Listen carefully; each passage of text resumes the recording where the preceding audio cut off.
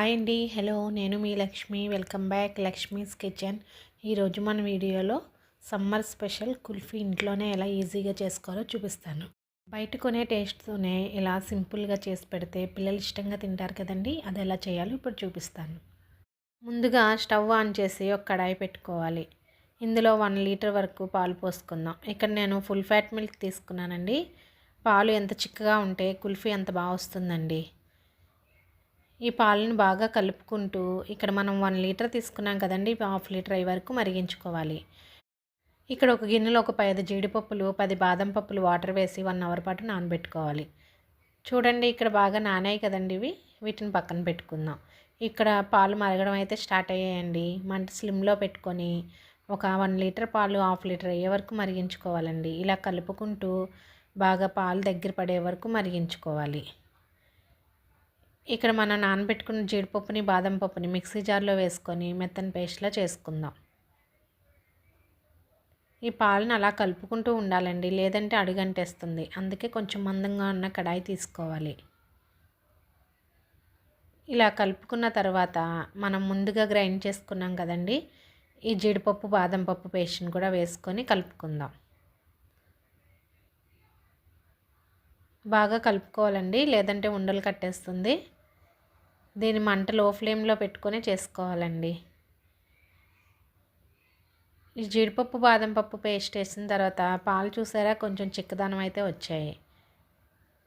ఇలా కలుపుకున్న తర్వాత ఇప్పుడు ఒక బౌల్లో 1 స్పూన్ కార్న్ఫ్లోర్ వేసుకొని ఉండలు కట్టకుండా వాటర్ వేసుకొని కలుపుకుందాం.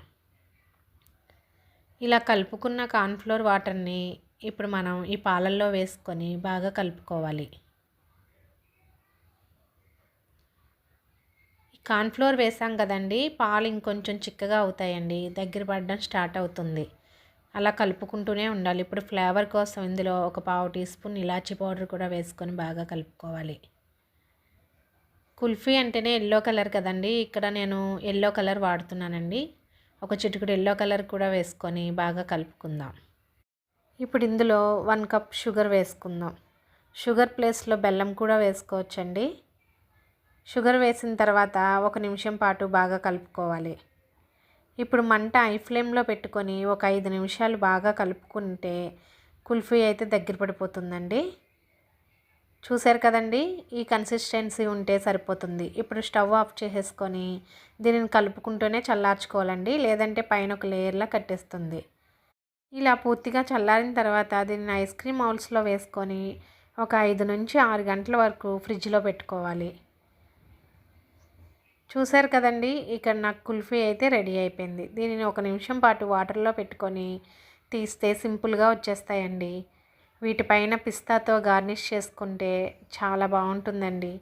ఒకసారి మీరు కూడా ట్రై చేయండి. ఎలా వచ్చిందో నాకు కామెంట్ చేయండి. ఈ వీడియో కనుక మీకు నచ్చినట్లయితే మన ఛానల్ని లైక్ చేయండి, షేర్ చేయండి, సబ్స్క్రైబ్ చేయండి. అలాగే పక్కనే ఉన్న బెల్ ఐకాన్ని ఆన్లో పెట్టుకోండి.